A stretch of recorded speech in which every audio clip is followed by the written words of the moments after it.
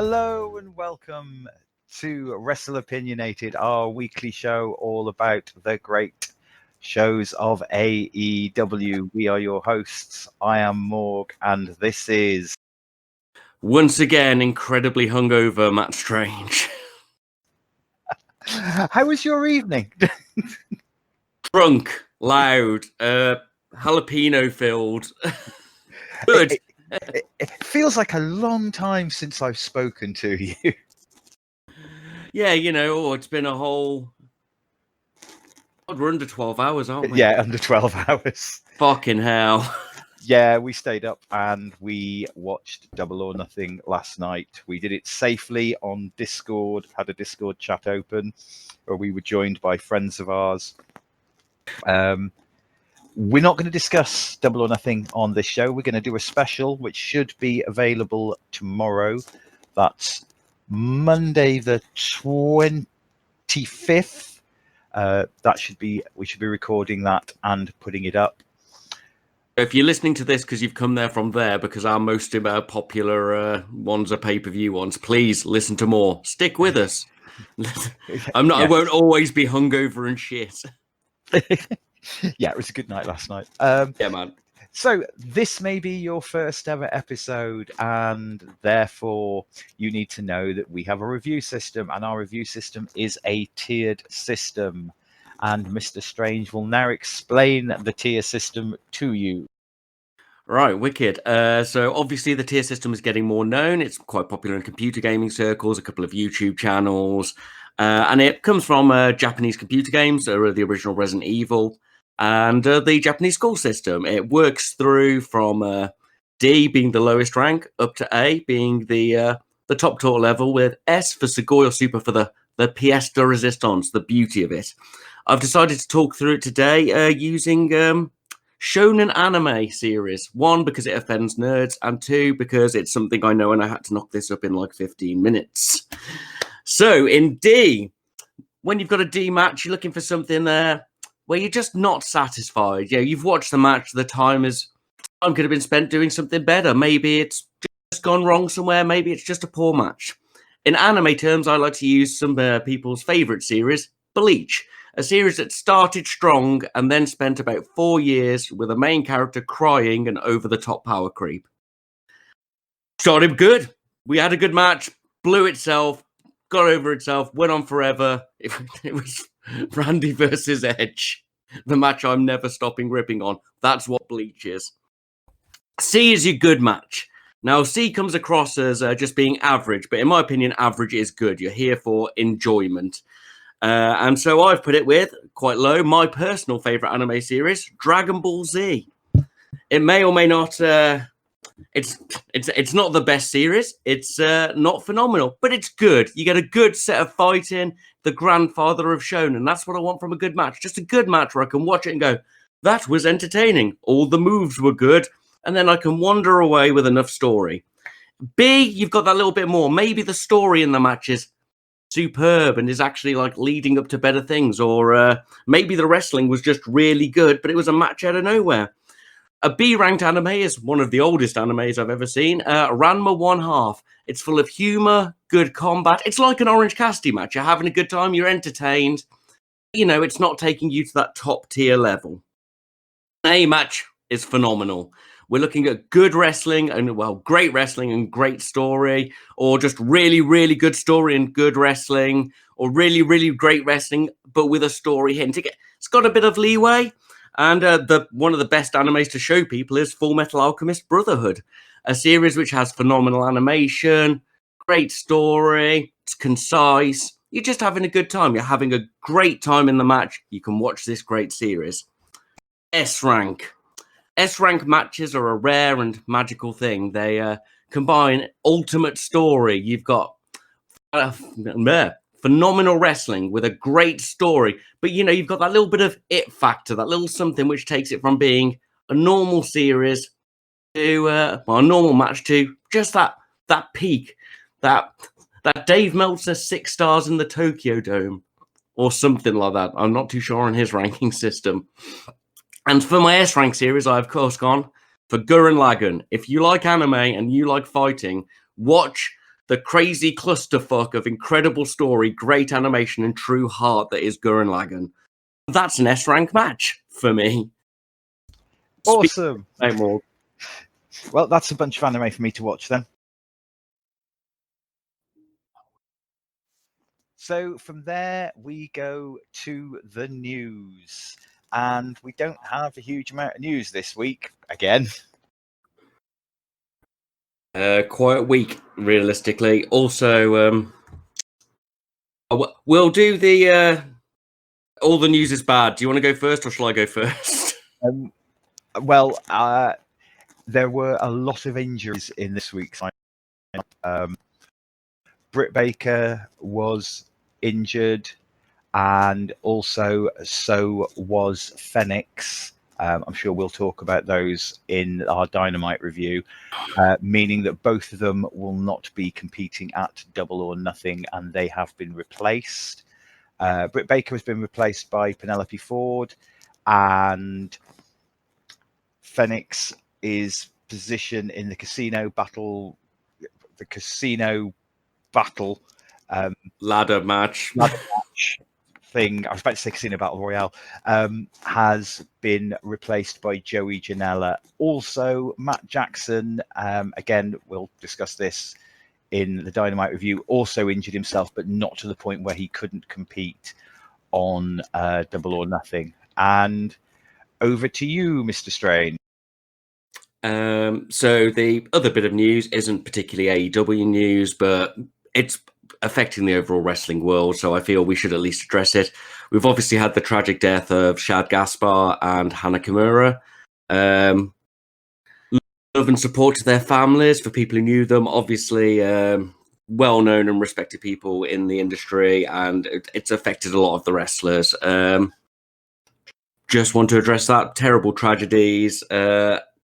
Don't bully people online, at least for, one side of this. Can't really comment on the other one. Just try to be better people, Yeah.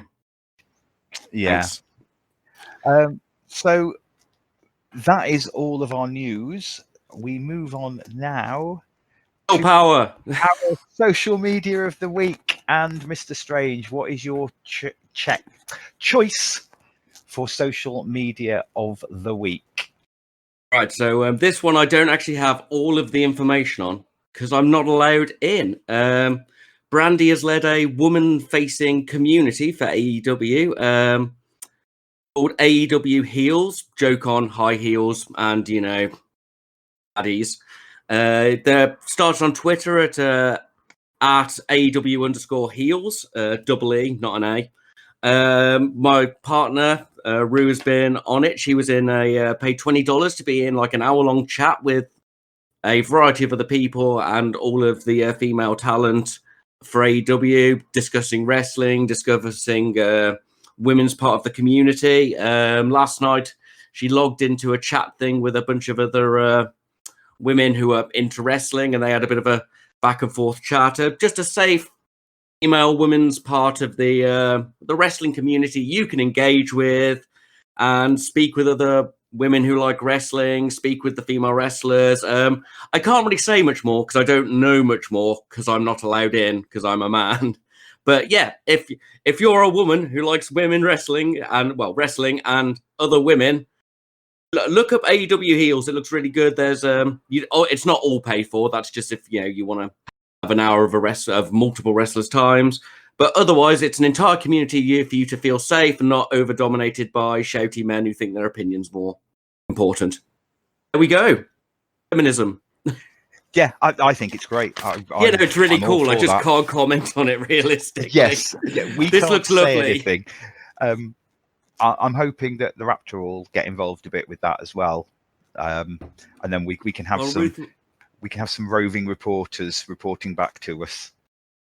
I think we should just force them to do a show. Just one day we'll tag out and it'll just be those two shouting at each other. Not warn anybody. Raptor has said at some point I've got to teach her how to do all the technical stuff because if ever I'm ill, she'll have to sub in for me. Yeah, because you can't trust me to do it. Well, you imagine it would be you on your own.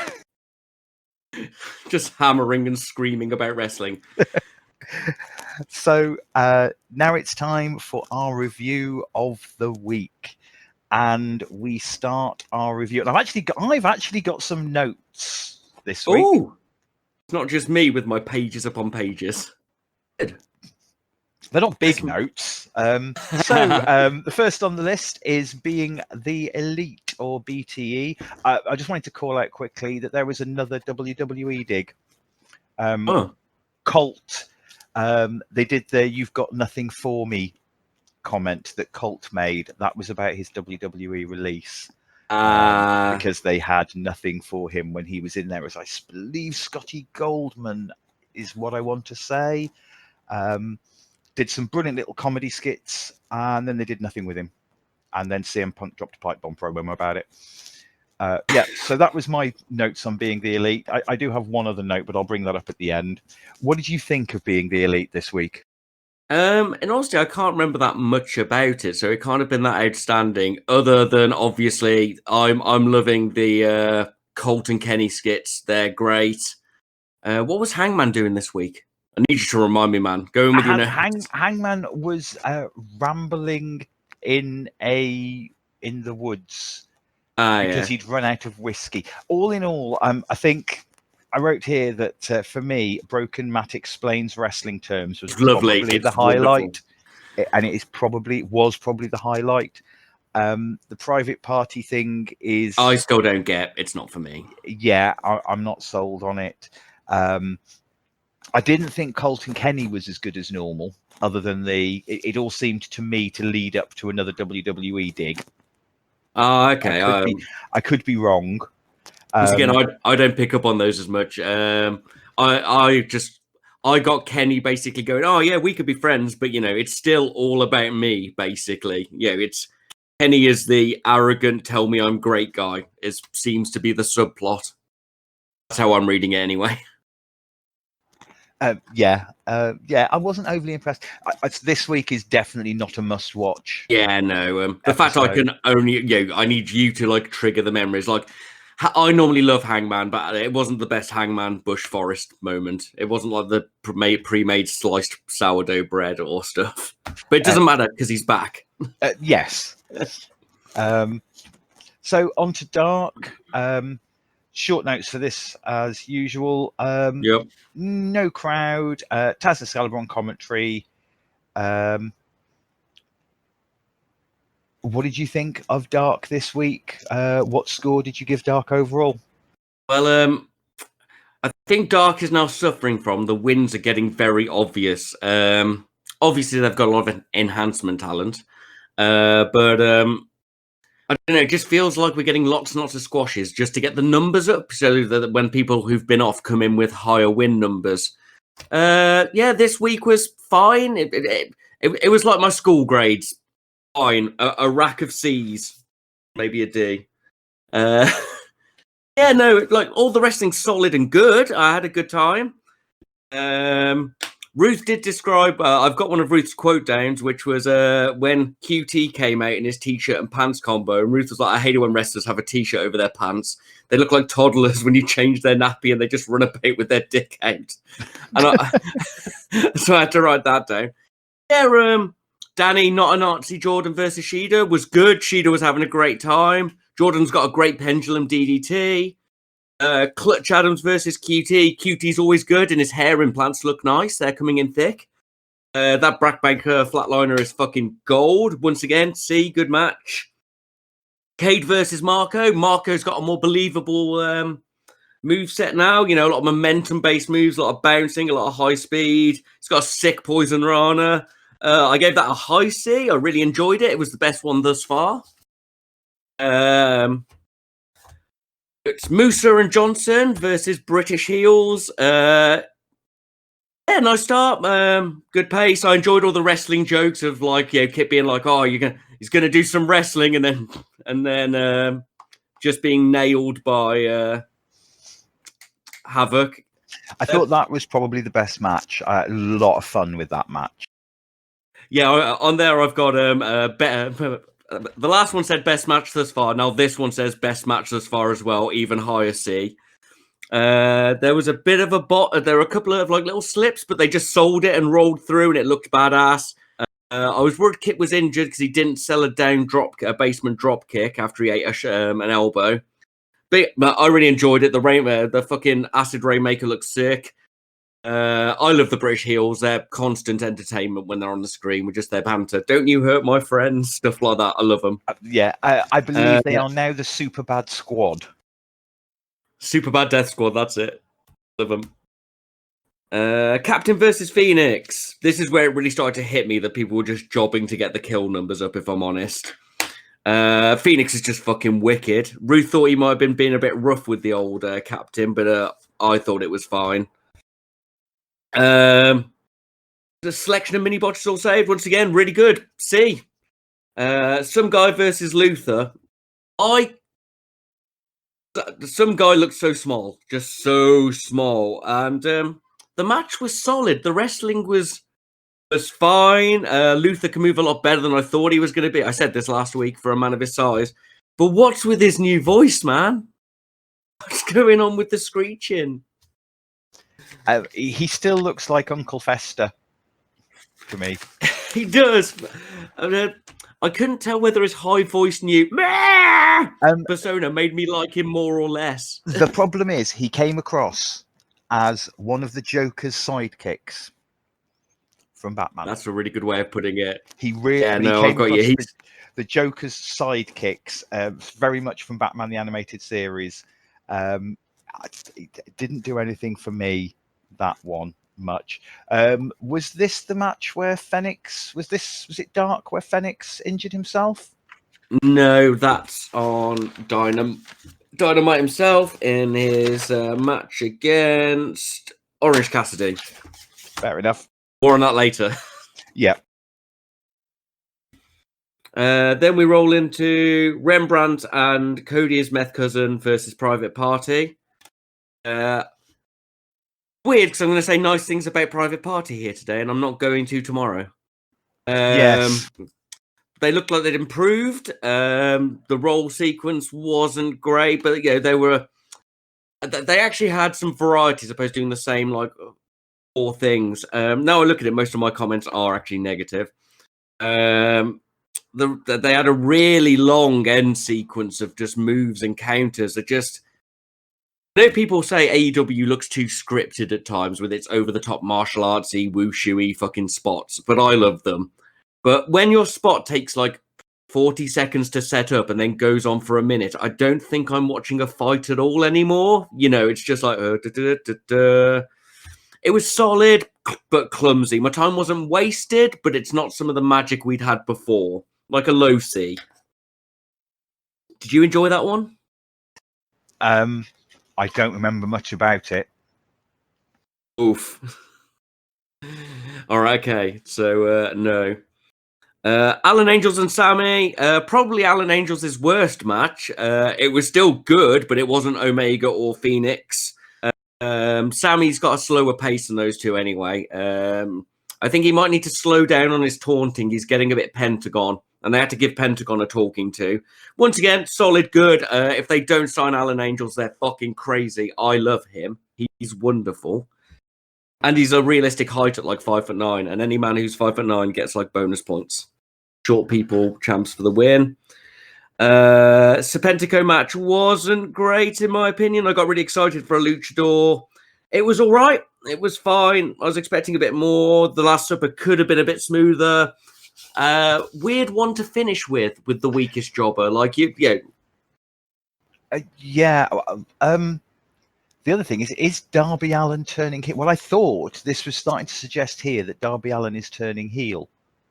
Yeah, we've seen heely shades of him for a while.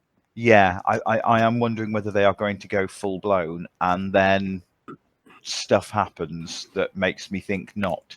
More on that tomorrow. More on that later. But yeah, overall solid Dark. Nothing blew my mind, but you know, I wasn't particularly sad about any of the things I saw. But it was all solid, good C rank Dragon Ball Z wrestling. Didn't blow my mind. It was a bit obvious, but it was good. Yeah, I mean, my only concern is that it was the Dark before a pay-per-view, but you also have to remember that Dark is supposed to be from the week before. So Dark is the end of the end of a week, not the beginning, and the week begins with Dynamite. And with that segue, we are on to Dynamite. Hooray! And our thoughts of Dynamite. Opens with a Double or Nothing video promo, which I thought was good. I don't think we're going to rank that. It was just this is what's going on. Yeah, and then there was a very short Inner Circle promo as they all arrived in a truck. What did you think of that promo? Did that deserve a score? I didn't rank it. It was fine. It was good basic Inner Circle stuff. It's a bit hard to rank them now for like the transitional pieces, if you know what I mean. Now a promo for me is a full moment from AEW. Yes. So we have JR, Schiavone, and Excalibur on commentary, and we have a crowd, including the greatest two-man crowd in the world, the Gun Club. They don't need anybody else on the babyface side.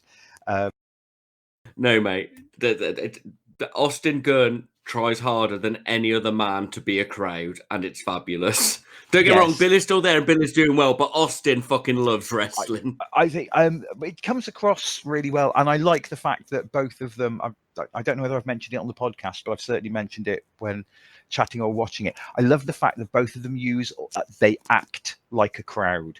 So they do the chants that a crowd would do. They even do the chants that are relevant to the wrestler, or the chants that they feel the crowd, that they will chant things like "This is awesome."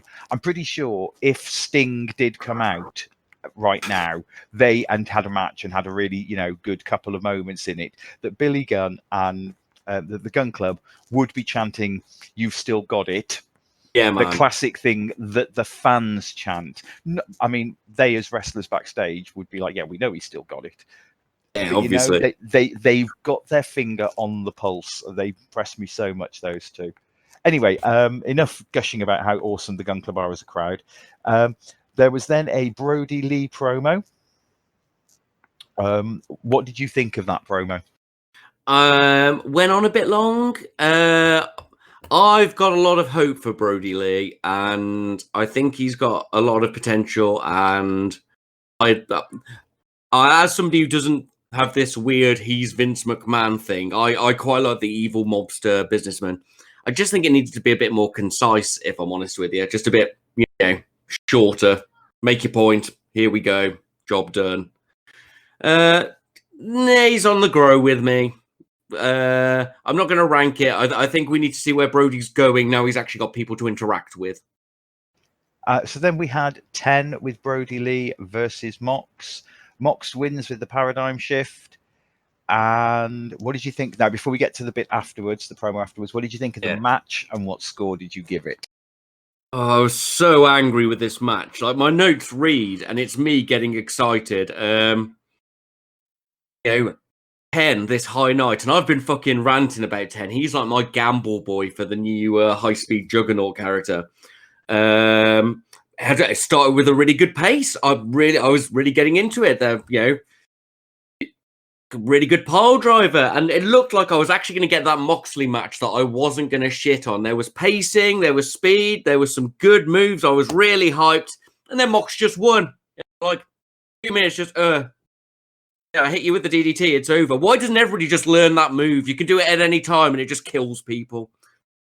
But wrestling was solid. And it would have been a really good match had it have kept that pace and kept that level of just fucking skill. But instead, he just hit him with a paradigm shift and it was over. D. I was really disappointed. I was really hopeful for it, and it just fucking ended. The word fuck is written all over my notes. So after that, we had a Mox and Brodie promo. What did you think of the promo, and did you give it a score? I didn't score it, once again, because I'm still sort of getting used to the dynamic between these two characters. Mox, once again, Brodes, he was staring through the screen, wasn't he? Boop. And the arm break, that's what I'm thinking of. I quite like... I like Mox's persona. He's gone back to being a bit of a badass. I'm going to break this man's arm, and then doing it. I like that. I just didn't quite get the reason to the promo. Just, I'll break your man's arm. Okay, peace. It was all right. Just, I don't know. I need to see where this is going. Well, I did see where this is going. More on that tomorrow. Yeah, I don't know, mate. I'm not really feeling Brodie Moxley. I think maybe they should have put him somewhere else. Yeah, I think it was a mistake. I think they hot-shotted him to the title too. So they are making the mistakes that that I have been worried about, of putting people in those high positions. I think that the Dark Order should have feuded with SCU for a long time, and I think that the pay-per-view match should have been Brodie versus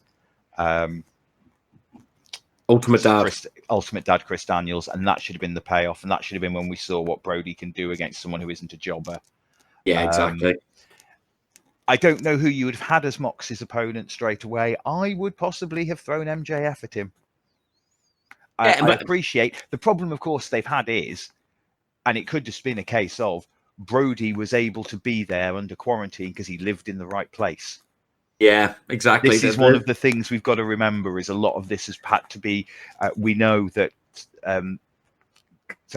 Khan had to do a lot of rewrite of everything. And has been doing a lot of rewrites and has probably been playing with the toys he's got access to as opposed to being able to play with all of his toys. Yeah, well, we'll see where it goes from now. Like, this episode is... Just let me look at my future notes. Yeah, it's a good episode from what I understand. So I'll let a few slips whilst we're getting back on the right road. So then it was MJF with Wardlow versus Marcos Stunt. MJF wins by submission with the Salt of the Earth. What did you think of the match, and what score did you give the match? So obviously I love MJF. I love 1970s heel 101. I love him being like a high school bully. There was enough counter-offensive from Marco, that I didn't hate it. He got some good spins in. He got, I'm going to froth about Marco's new style again. I'm enjoying these momentum/weight-based moves, basically fighting like a Joshi because it makes him more realistic. Because, people love to hate on Marco being a small man. But if you show me him actually using his weight to throw people and doing some clever stuff, I'm more in. The apron catch sequence was great. I gave it a C. A good match. I enjoyed that match. The ending was a bit weird, like when Jurassic Express ran down, and look, I don't know if you noticed, Wardlow didn't get out the ring fast enough to start with, so he was just sort of stood there. And then when he went up the broken stairs later, he almost fell over. He had a slip on the walls. Little things I notice anyway. Following that, we did have an MJF after-match promo. It was quite short. Worth a rank, or... Yeah, it's just MJF being MJF, innit? Yeah. So following that, we had Jake Roberts and the Arn Anderson interview. I just want to say beforehand, this was really weird for me because it had Arn being the babyface and Jake being the heel, which was weird for me because to me, Jake was always the babyface and Arn Anderson was always the heel. Oh, it's like the reverse of past wrestling. I don't know enough about those two yet to have been. Jake Roberts used to be the gatekeeper for Hulk Hogan. He was never the champion, but all the big heels, they went through Jake before they went to Hogan. He was the second tier babyface in WWE. He was in that kind of lower upper mid card. And Arn, to me, has always been a heel. What did you think of the whole back and forth interview anyway, and what rank did you give it?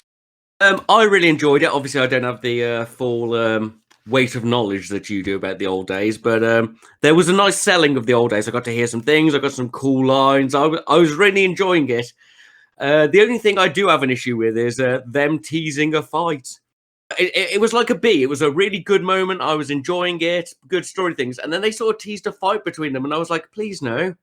Please don't have old men fights. I don't think... I think that the idea of that was it was just teasing for Double or Nothing that Arn might punch Jake. Jake. That's what I got from that. They weren't going for we're going to actually have a fight. They were just That is the full fact that TNA. it could happen. I might punch you in the face tomorrow, and Yeah. and I think that's what it was. The It was Raptor really good enjoyed moment. it, and she comes to it from even less knowledge of the old school wrestlers. Oh, okay, so well. she's like the level down from me. We're working in an experience level. She didn't watch early WWE back in the day. She got into wrestling recently, and she enjoyed the promo because I was really interested in her opinions on it, and she said she really enjoyed that promo. It was wicked. I said I had a good time. When I give it a B, that doesn't mean it's bad. It's just, in fact, it means it's really good. Yeah. I was just so worried about old men fighting. Old WWE stars fighting is very TNA. Yeah, So TNA. I don't think they're going to have a match. Maybe at some point one of them might punch the other. We know Arn can still do a spine buster, and with the yoga and that, Jake might be able to take a spine buster, and Arn can easily take a DDT, and again Jake with the yoga etc. can probably still do a DDT. You might see a spine buster or a DDT happen to the other at some point, just because they've got this little. To be honest, it's not something it's something you do in front of a crowd. It's something to get a pop from a crowd. So on from that, we had a very quick Darby Allin video promo. I quite enjoyed it. What did you think? I love westerns and I love psychobilly music. So it was a very, very good perfume / Guinness ad, as I described them last week. I don't think it's worth a rating, but yeah, good little moments. I enjoy them. And after that, I'm guessing this one's getting a rank, though. We had a video promo from Pac. I love him. He's wonderful. He got a B. It's just Pac being weird and aggressive. And I love I think it's Beyond Gorilla who've been doing his videos and photo shots over here in the UK. I like the flickering to him in the different kit in like screamy mode, because he had that in the last one as well on the Steps promo back before all this broke out. Yeah, B. I loved it. I miss Pac. I can't wait for him to come back. He should have been in that ladder match. It would have been wicked. I thought it was a great promo. Mm-hmm. Following that, Orange Cassidy versus Ray Fenix, and Fenix wins after a low blow and a beautiful rolling cutter. Before we get to the aftermatch, what did you think of the match itself, and what score did you give it? I'm going to first comment that Trent's shirt on the way in was a thing of beauty. It was a bright pink tie-dye spiral, and I loved it. Phoenix is great. Obviously, I don't need to sing the praises of Phoenix. Everybody knows he's amazing. I was dubious going into this match because a lot of the times we've seen Orange Cassidy, he's got the private party problem. He does this same sequence of run, bounce, duck under, tilt-a-whirl, run out, climb post, jump. Yeah. And I was worried that's what we were going to get, that he hasn't grown. But honestly, it was a better Cassidy. He threw the moves up into different sequences, and they were great together. Cassidy was improvising, going full indie. Phoenix is just fabulous everywhere. His top rope leg drop thing is fucking awesome. This is the match where Ruth thought Phoenix was being rough. I didn't see it. I just think they're both being indie. Just wonderful. Spinning DDT, the fucking round the world DDT from Cassidy is delicious. The finisher counter was ace. Yeah, it was a really fucking good match. I had a great time. And I will watch more of them wrestle each other at any opportunity I can. Death Triangle versus the Best Friends, maybe possibly the greatest, when they're all back, maybe the greatest rivalry in wrestling for me personally. What score do you give the match then? Was it a B or a high C? It was a B. I think we had story. I think we had enough story to justify the match, and fabulous wrestling, which showed me what Orange Cassidy can do without it being the same sequence, basically. Yeah, B. It was great. So then after the match, we had a brawl with Kazarian, Scorpio Sky, Kip Sabian, Colt, Cassidy and Fenix, and members of the Best Friends and other people. It was a big brawl, and this is where Fenix made his leap out over the top rope and seemed to fall short and seemed to land really badly. I've got it noted here. It just says here, oh God, that Phoenix jump. And this was obviously before where I knew he was injured. Dubsy dub moment, brawl build up to the ladder match, wicked. Expands the story. I just got taken out for a bit because obviously I saw Phoenix hit the floor like a fucking sack of shit. Which is weird because Phoenix has been in trouble numerous times in the past for overshooting and going into the crowd. Maybe just tried to. It wasn't on anybody else. He just didn't go far enough. He just went up. Otherwise, the moment if I wasn't feeling the pain of another human through my TV, I'd probably I've enjoyed it a bit more. But it was just a solid build up to the ladder match. Look, the tag team people are beating each other. Hooray! Then I believe we get a bit of a dream for you, Chris Statlander and Shida as a tag team. Mate, I've been going on about this for ages. Versus Nyla and Britt Baker. Nyla and Britt win after Nyla hits Shida with the Beast Bomb. What did you think of the match? What score did you give it? So I've been hyped for this for a while. Obviously, those two together, I think they've got great chemistry. Weird start with Britt clotheslining herself in the kendo stick. Like, why did she just run into it and take herself out at the beginning? I was like, what's going on there? Nyla versus Statlander was a bit more one-sided than I'd have thought or have hoped. She's been the number one contender, and it just seemed to be sort of Nyla just throwing Statlander around for most of it. I think that was just standard, getting the standard match. Yeah, I got you. And you need to remind people she's a beast before obviously the pay-per-view with the big match. So fair cop. I still think Nyla's strikes need a bit of work. Her power moves are fine, just her punches don't always look great. Then obviously Ruth noticed Britt's knee was up before the double move was slammed down onto her when Nyla got dropped onto Britt. This is hard to say because it's not to assign blame. I don't think anybody injured Britt. I just don't think she got her legs down to receive the move correctly. Basically, it wasn't unsafe wrestling. The ending was obviously a bit clumsy, but it looked like they changed that. I gave it a C. Like, it was good all through. Maybe I was hoping more from my ultimate babyface samurai and alien tag team.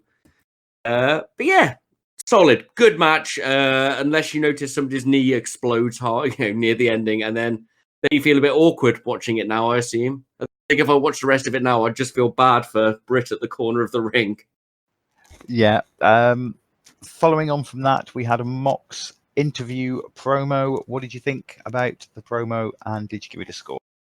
Well, I've written down Mox promo. I wish he wrestled as well as he promoted. He's great. I love Mad Moxley. Now he's not being Comrade Moxley and shouting about our belt, and he's gone back to being an asshole. I'm really enjoying. I'm enjoying him. Yeah, it's good. More Moxley, more keep that up, and hopefully more matches like other ones we've seen. More on that tomorrow. Yeah, I think he's saved by not having a crowd almost. Yeah. When he came out, what he did at the beginning is all he ever needs to do, and he doesn't need to make that mistake of becoming a babyface that panders to the crowd. Just keep being a badass who's a badass to heels. Yeah, exactly. That's all you ever need to do. So, following the Mox interview promo, did you give it a score? I didn't. I just basically said it was really good. Yeah, probably a B. Mox is good at promos. I almost feel like I should mark him down just because he's that good at promos. Following that, we had another video promo. We had a Sean Spears video promo. What did you think of this, and what score did you give it? I loved it. I thought it was wicked. I love the fact he's just done fake news to go in for himself. I love the fact that the scrolling news bar was just shit talking Dustin and Cody. I love shit eating heel Sean Spears. Ruth hasn't fully got into him because she's so dedicated that he should be a face. But I love it. I put it a rank down, obviously, the same way I have to do best friend matches. I gave it a B. I wish to see more Sean Spears news. I think you can give this an A. I think this was absolutely brilliant. I was giggling. The pay-per-view as well. It worked really well. So following that, we had Sammy Guevara versus Matt Hardy video promo. I thought this was just like a solid, nice little interview video promo. Yeah. I'm guessing you didn't score it. Nah, man. And then we had Matt Hardy versus Sammy Guevara. Matt wins with the twist of fate. What did you think of the match, and what score did you give it? So I was dubious, obviously, because on the night before I'd watched Dark, and I was like, oh no, is Sammy getting too taunty and too slow-mo? Started off solid, then we just had a fucking load of really cool counters. I love Matt's beat the head down each of the turnbuckles move. It's really cool. It was a really good match. I couldn't tell if it was a high B or an A. I had some ringside distraction. Well, for me, sorry, I had some sofa side distraction. Yeah, I really liked it. I thought they went really well together. There was some really solid counter wrestling. We've obviously actually had story build up to it. I need you to check on the final rank for that one. What did you think? I thought it was a really good match. I really enjoyed it. I stayed glued to the match. Yeah, I think we're looking. I like to be positive. I think we are looking at an A. There was something a bit fun about that, and also the fact damn well that Sammy wanted to take the twist of fate off Matt Hardy. He loves taking that move. He sells it like a beast. I hope Sammy gets more work with Matt in the future, if I'm honest. Yeah, with the inevitable breakdown of things, I think those two have got a really good set of chemistry, and it's obvious that Matt loves fucking running over and doing different things with Sammy too. I think they've got a strong possible friendship / mentor relationship that can work from there. My only it depends. I think Sammy's so good as a heel. My only small concern is the fact that Matt has made the thing about how he's going there to help the younger talent, and he won. But we also have to remember that he's not in charge of the booking, and you're trying to tell a certain story. I do wonder whether Sammy should have got a cheeky win. You also never know that Sammy might have turned around and go, "No, I want to lose the twist of fate." Because he's a bit of we know he's a bit of a mark for that. So following that. The rest of the inner circle have Omega in the stadium. Dubsy dub ending. About to beat him up. Then both the Young Bucks return, and then Hangman returns to help. And I popped for Hangman's return, I will admit. What did you think? His Monty Python run. Oh, yes. What did you think of the end segment of Dark? And did you give it a score? I really enjoyed it. It did start awkwardly because obviously Jericho's sound wasn't on, and that's the kind of thing I pick up on. There was a couple of when they sort of ran directly into the obvious top rope seating jumps from the Bucks, where obviously Matt injured himself. A little bit obvious, but then it went full Dubsy dub and Hangman popped out, and he's still left on his own. Cody never comes to help. Cody never comes. Yeah, it's good. B. A nice way to round off the pay-per-view, build to what was coming. I enjoyed it, and I enjoy a bit of a Dubsy dub ending. So overall, Dynamite gets a B. I think. Yeah, man, a B. It was overall nothing. I only got angry once, and that was when Moxley just smashed a man I was quite excited to see after teasing me with a good match. Yeah, I think a good match, and then him breaking I think the arm break was cool. Yeah, that was badass. So considering this was the go home show to a pay-per-view, we've given it a B. Do you think it should have been an A? Do you think there should have been a bit more to it, or I think things could have... Were you happy with it as a build-up to Double or Nothing? Yeah, I was prepared for that. I think I learned enough about what was going on. Could have had an A. I think if some of the wrestling had been polished up a little bit more, and if there'd been less injuries and stuff, I can't be too mad about things being, shit going wrong. But shit going wrong does affect my enjoyment. No, I think it was a good build-up. I caught up on all of the plot arcs. I caught up on all the characters. I got to understand what's going on between Cody and Lance without actually needing to see them. Obviously, it would have been better if it was an A, if all those final things were smoothed out. But no, it was a good, really good, enjoyable episode that let me know what was going on. I'm happy with it. So that's our review of the week, and now we move over to our questions. And this week we have two, one of which we're going to use for our discussion later. Yep. And the other one, and I'm dropping this one on you a little bit. Oh, so shit. I'm this one is for from the Raptor again. So what would be our announce team, dream team, if we could take announcers from anywhere? Now, I don't know whether she expects us to have time traveling announcers, because if you want time traveling announcers, then I'm just going to say it's got to be Bobby the Brain Heenan and Gorilla Monsoon. Which means nothing to me. Yeah, but so if you can put, of the people available together, a dream announce team, who is your dream announce team? Your 3-man booth or 2-man booth?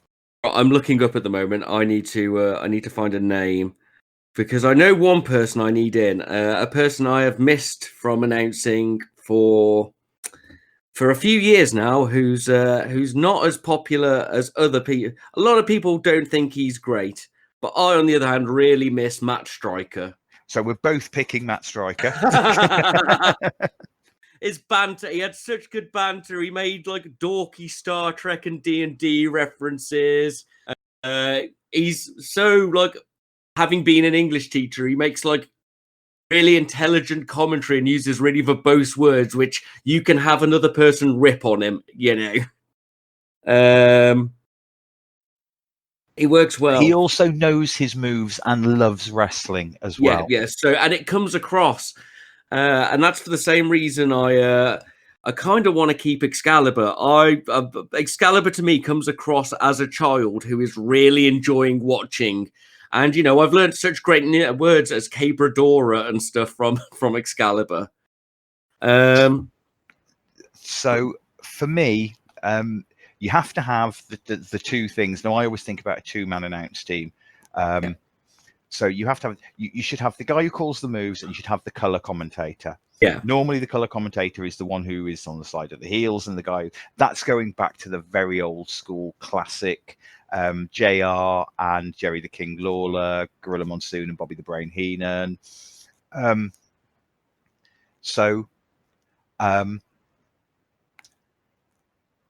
caught yourself I thought about this, and it's difficult because Matt Striker, Mauro Ranallo from NXT, Excalibur, 3 guys I really like because they call the moves. Right, okay. At least 2 of those guys can do the color commentator because they have been wrestlers, Excalibur and Matt Striker, but they're so good at calling the moves. Yeah, they're so much fun to listen to. So I'm actually going to break my own rule. I'm going to go for a 3-man announce team. Oh. So my calling the moves guy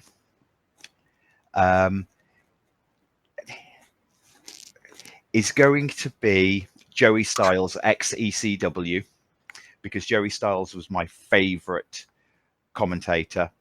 All right. And he used to do it as a 1-man announce team. Ooh. Back in the old ECW days. In ECW, you had Joey Styles, and he had something special. He has been one of my favorites for many years. Then I'm stuck between Matt Striker and Excalibur. I've got to choose one of the two. And as much as I like Excalibur, yeah, I'm with you, man. It's got to be Matt. It's Matt Striker. And for my calling for the heels, so Matt Striker is almost going to support Joey Styles. He's going to be sort of like in a support role for him for calling the moves, maybe calling some of the newer moves while Joey Styles tells the story. And the guy for doing the heel work, I don't know if you know him, Stu Bennett. He was Wade Barrett in WWE. He's Another name. He's English. He is brilliant at helping tell the story. He is brilliant at being a shit-talking heel, but a good British, strong, hard man heel. And he was in World of Sport when they did the re-release of World of Sport. He did a lot of the commentary on that. He was brilliant. He was also in Lucha Underground. For you do know him. He was the one revealed right at the end to be the big bad guy. Oh, really? In the back of the car. That was the Stu Aztec Bennett. God. Yeah, that was Stu Bennett formerly Wade Barrett from WWE. So that would be my 3-man announced team. All right, so here I go then. Obviously, I'm getting Matt Striker in because he's fucking cool and I love him. I'm also going to throw in a heel commentator who you probably won't know. Have you watched many NJPW matches now? I know you've watched some. I have watched some, but probably not enough to be able to call the name of the commentator. Okay, so they've got 2 commentators over there. They've got Kevin Kelly, who's really popular, and he's like the proper describe what's going on in the match sort of person. And then you've got Mr. Juicy, Gino Gambino, who is the really loud heel New Zealand. I'm pretty sure he's a Kiwi. Yes, I know the guy. The guy who's really into it and is in Bullet Club, apparently, but they don't recognize him. They don't recognize he's a member. I enjoy a wrestler who can get in on the storylines and be involved, a bit like how Jericho beat Pineapple Pete, if I'm honest. Started shit talking him and built a storyline. A lot of people once again shit talk Gino because they say he's distracting from the match, he's too into it, but I love that. I love that fucking involved in job. Unfortunately, I've left myself without somebody who can do the serious talky bits if I'm here.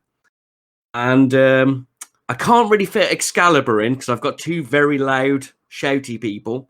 So I think I'm going to take the other person from that team. I think I'm going to take Taz to do the more technical side, talky, bit more patient thing.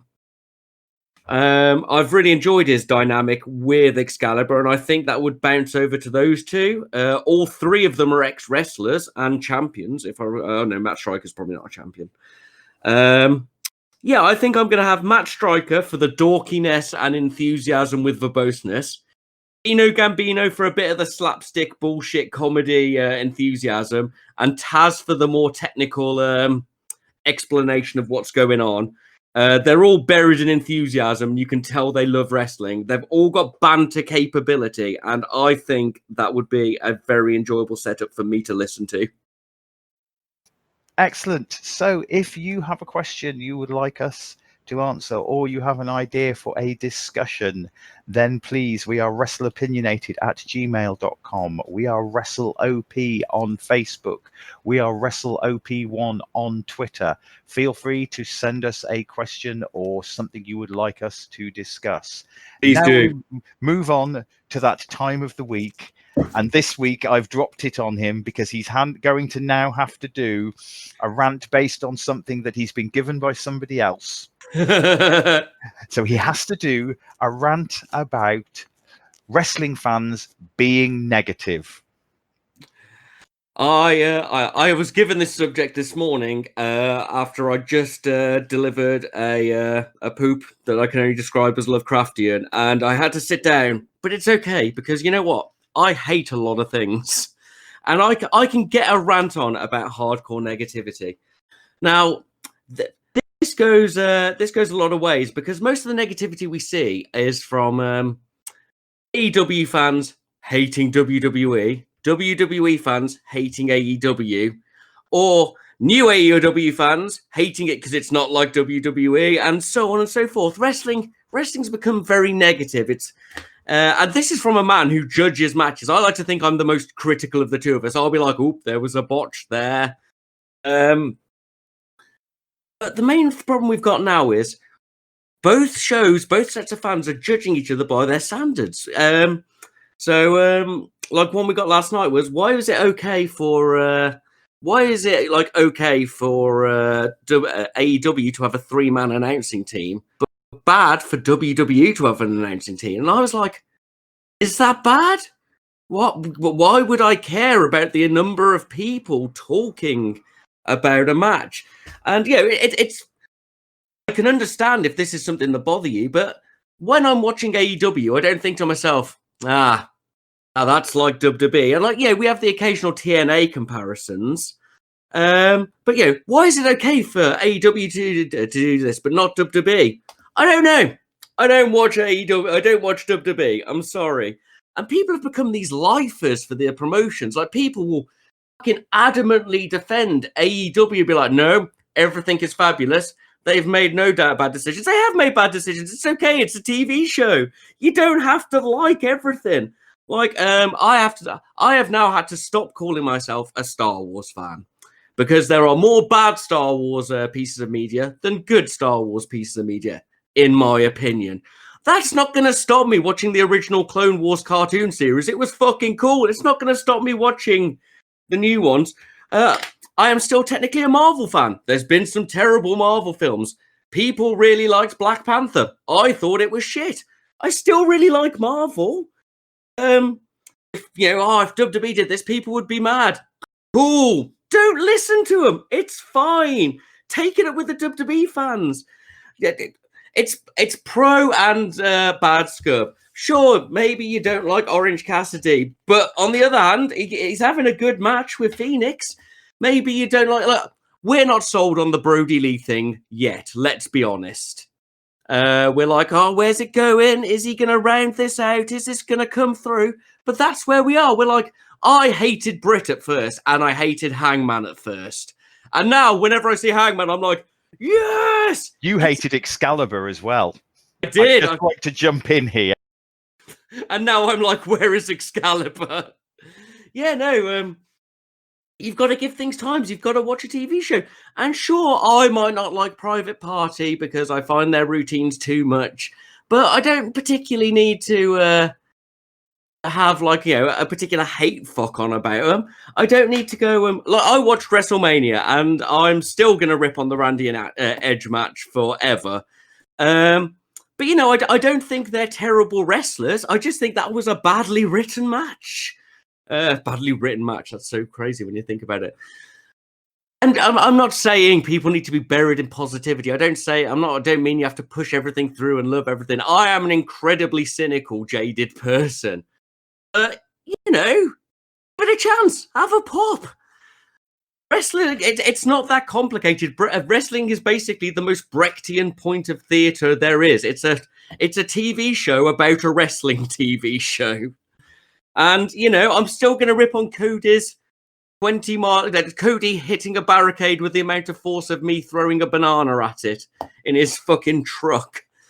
Just go in with neutral or higher expectations. As I said, I went into that Orange Cassidy match against Phoenix and I was like, please don't do the same sequence. Show me you can do something more. Show me. And he did. And I was like, whoa. Out of all of the big wrestlers, I'm not the biggest Kenny Omega fan. Everybody else fucking loves him. He's a really good wrestler. I'm just not sold on his persona. But go in with a bit of happiness. You can still hate things. It's good to hate things. This is a hate rant. If you know what you hate, you can enjoy the other stuff more. I don't know. Why do we wave these fucking banners of hate? Why are we just so like, I don't like this, so you must know. He says on a podcast ranting about other people. I don't know, just cheer the fuck up, I suppose. Get over the bits you don't like. As I said, tomorrow I'm going to say some negative things about a team I've said some negative things about a couple of times, and I had high hopes for them. They've not lived up to those high hopes.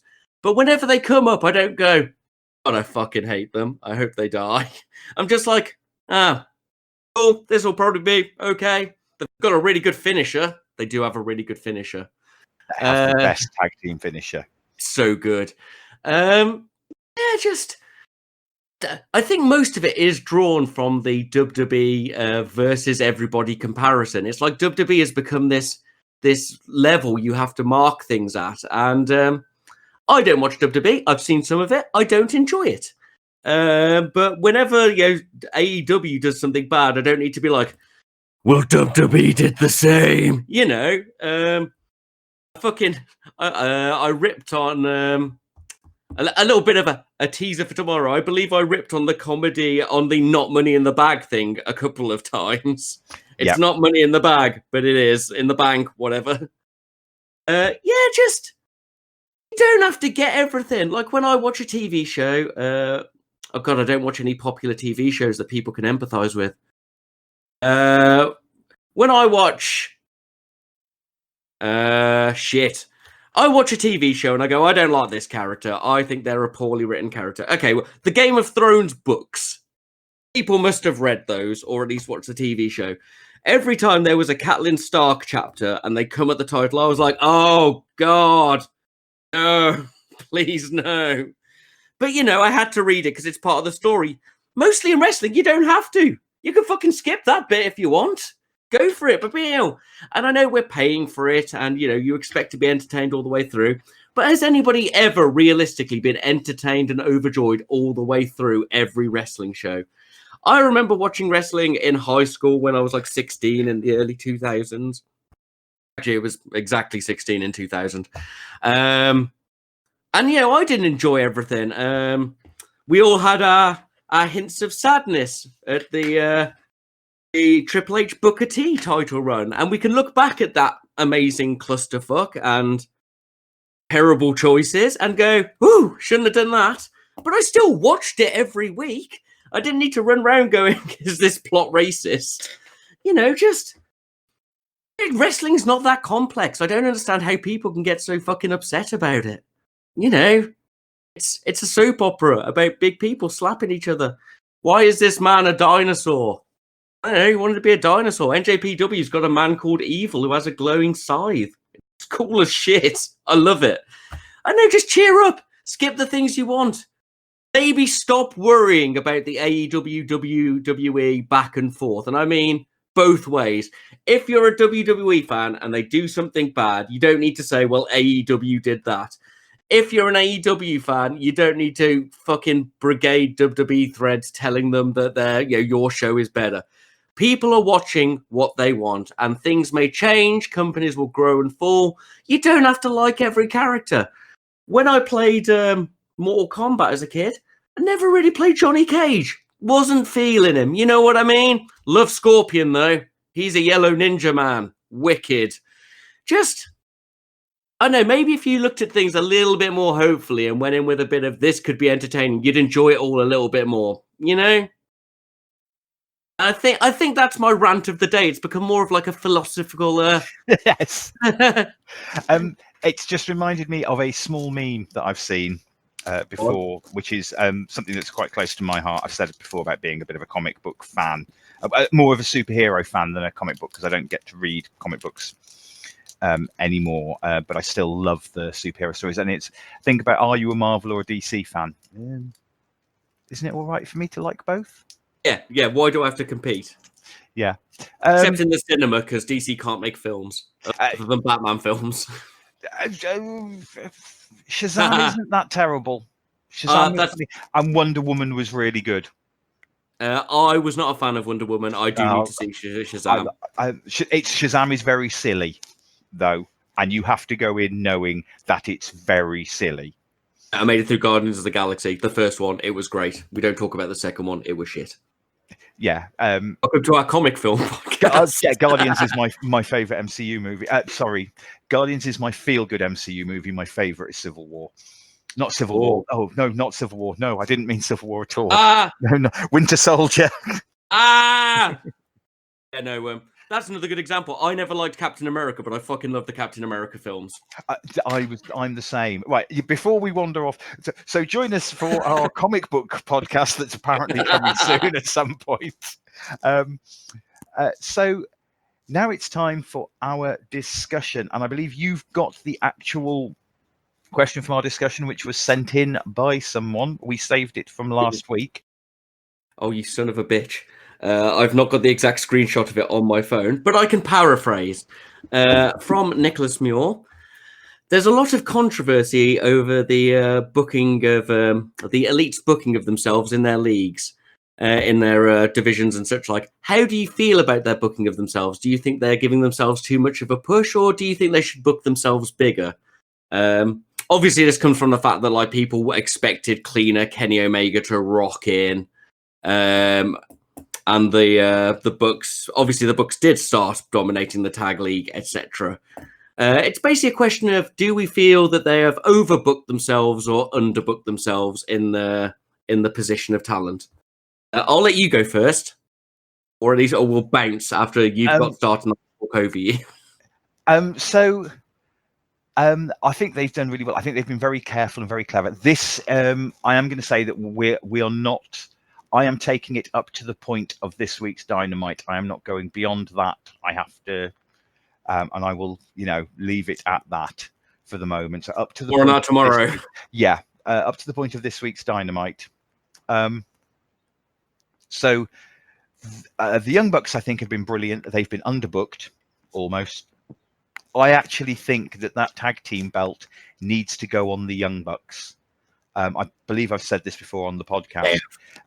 They are the best team in the world. It's between them and about, let's say there's 4 teams I consider to be in that top tier. Lucha Brothers best be there. They are the Lucha Brothers, and they are all 3 of them are in AEW. The 4th one is currently nowhere. It's on its way. Let's just say there will be a revolt if they don't turn up. Hey.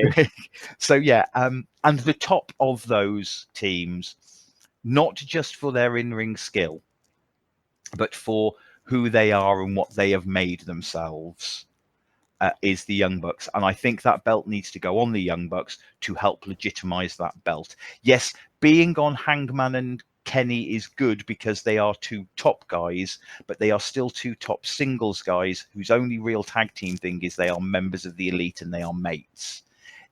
They are still Kenny and Hangman tag team champions. I think it going on SCU at the beginning was good. It was interesting. It didn't go on the addiction side of being on Kaz and Chris Daniels, but I really liked the fact it was on Scorpio Sky. I loved the story leading into that and how that worked, and I liked the way that the 3 of them discussed on who it was going to be. That was a strong story. I thought, who they'd be, and Chris Daniels going, no, it needs to be you 2. It needs to be the young guy. What have you, and the story that came out of that. So yeah, I think the Young Bucks have been underbooking themselves. Yes, they're mainly booking themselves the Elite and having the feud with the Inner Circle, which is good. Does Kenny need to be the world champion again for the same reason? Not to legitimize Kenny, but to legitimize the belt. This is kind of the problem they have almost with the Elite. If you look at the 4 main members, or the 5 members with Hangman, but Hangman is the guy who's still coming up, that he's still the build-up guy. You do kind of have some guys who, just by them holding the belt, helps legitimize it. Yeah, I get you. Kenny is Kenny. I don't think Kenny needs a belt. I don't think Kenny would add enough weight. Belt need Kenny? That's the question. It had Jericho and it's had Mox. As much as the Mox one, where does it go next to legitimize it as a top belt? We've made our shouts as to who should have it and who we think would help, and I think a long run for Hangman as well. Man, a long run, but he's not one of that 4 that's, as far as I'm aware, Hangman isn't one of the 4 that's booking things in that sort of position. I don't think he's an EVP. So I think going to Hangman. Kenny booked himself into he was booked into a losing streak at the beginning, so I don't think you can say they're overbooking themselves there. Cody did a story where he cannot challenge for the main belt until, let's be honest, until he turns heel. Yeah, dusty booking. Got to come up the ranks. He may even Cody may even never challenge for that belt. He may make it a thing that no, because I'm on the EVP. Somebody will challenge him at some point. It'll look shit. Somebody may, go to a Somebody point. will challenge him and he'll accept, and then he's got a way to get the belt legitimately. But I don't think that'll be for another 18 months to a year. Yeah. So personally, I think they've been underbooking themselves, and certainly in the case of the Young Bucks, more than anyone else, I think they need that tag team belt, not because they need it. I think the belt needs them. I'm with you on the tag team belt, and I think they did the right move. We've got to see a rise of bunch of teams that people just never knew. Let's be honest. I won't rip on Private Party, but, you know, nobody knew them, and their initial pop with that first few matches were fucking cool. Not everybody knew the Lucha Bros, because obviously you got to take into account that most of the audience you get in are WWE fans. You know, it's not all indie kids and Lucha Underground people. It's WWE kids. I think I said LU. But no, I'm with you on that belt. I think the Young Bucks did it right. They gave everybody a rise so they looked like threats, and now they can go back and take it when it's ready to add weight to it. I don't want Kenny to get the belt. I think Kenny is having too much fun doing Kenny matches. I think Kenny did everything he needed to in NJPW, and he's realized that Chikara and DDT are what he loves the most. And I think he's just going to keep getting us things like the stadium match, like the well, it's 2 stadium matches now, the golf cart scene. I think that's going to happen. I think Kenny is just going to give us that wacky side of.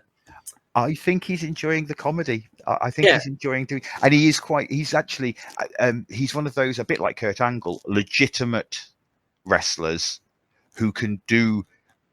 He does dorky comedy.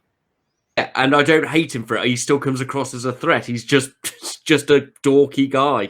Him leaning out of the golf cart, waving, you know, yeah, and the stuff with Colt and stuff like that, yeah. If anything, I've, as I said, I have hopes that one day El Generico will show up in AEW and hunt down the men of low moral fiber, which was Kenny and Chucky T's tag team. See, I watched some of that on YouTube, and seeing Kenny and Chuck just being heels, but being really silly heels. Shit, 1950s heels. Yeah, I mean, just really, really silly, and being really good at that, just really daft comedy, just dumb comedy. And there's a bunch of dumb comedy wrestlers in AEW. It's why I enjoy the meta-ness of the Best Friends so much. But, you know, I'll babble about them in the future. So I think Kenny could book himself higher, but I don't think there's enough of an NJPW following to really add as much weight to the belt as we would see in it when he went on it. I think he's still viewed as being the best in the world. And he's certainly within the ranks. And when the commentators discuss him, he's the best in the world, and fans see him as that. What I do think is important for Kenny is Kenny always needs to remain a threat, because when you have a heel champion, Kenny doesn't need to take the belt off him, but you need to have that moment when they go, oh, and your opponent is Kenny Omega, so that MJF can do the old Vince McMahon swallow moment. Yeah, man. And again, MJF's the perfect one. The what? You know, who's backdoored their way out of everything, and they've got to face Kenny. You need that superhero who makes the bad guy shit himself. Yeah. As for Cody, I think Cody has booked himself fine. Cody has looked strong throughout. If anything, I think I could do with watching Cody eat a few more losses. If I'm completely with you. Cody, as my other friend who's into slightly older wrestling says, Cody does have a habit of dusty booking himself. You know, he's the scrappy underdog who's held back by the man, but is really winning a fuckload. You know, so Young Bucks could put themselves up. Kenny's fine. I think Cody has booked himself in an intelligent way, where he looks like he's not at the top of the card, but realistically he is. You know what I mean? Yeah, he's to be fair to Cody, just to play slight devil's advocate, the pop he gets whenever he goes out, when we have this is again one of the things that Cody is missing. The pop that Cody gets when Cody goes out is fucking phenomenal babyface pop, and he is. I still say he is still currently my favorite babyface promo. Yeah, no, he's really good, and I really like Cody. I still kind of things I'll discuss tomorrow. I still kind of wanted him to get smashed down a bit more and have his heel turn, because there's blatantly one coming. He doesn't help the Elite. He loses his temper. I think he needs the heel turn, but I think they're building to a bigger moment with it now. Because if you're going to be the heel, you might as well be the top heel, I suppose. He is just his son. But yeah, no, I think Young Buck's up. Cody's doing fine. I'd like to see the paradigm change.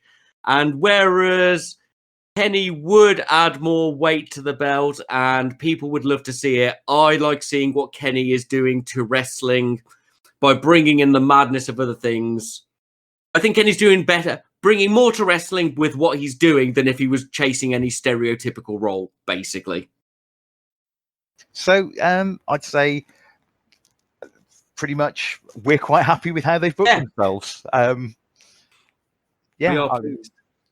So that is the end of the show. Just slightly shorter show this week because we are going to be doing a special tomorrow. Tune in to find out what we thought about Double or Nothing. I'm sure there will be some rants. I'm sure there will be some comments, and I'm sure there will be a lot of fun. It's going to be good. I've got to rewatch it with notes, but I have opinions and things. I have to do the same. So I would like to say thank you to Anchor.fm for hosting the podcast. We can be found as Wrestle Opinionated on Spotify and on Anchor.fm. Both those apps. Hopefully we will get the problems with YouTube sorted soon, and we will start being able to re-upload to YouTube. Over to you, Mr. Strange.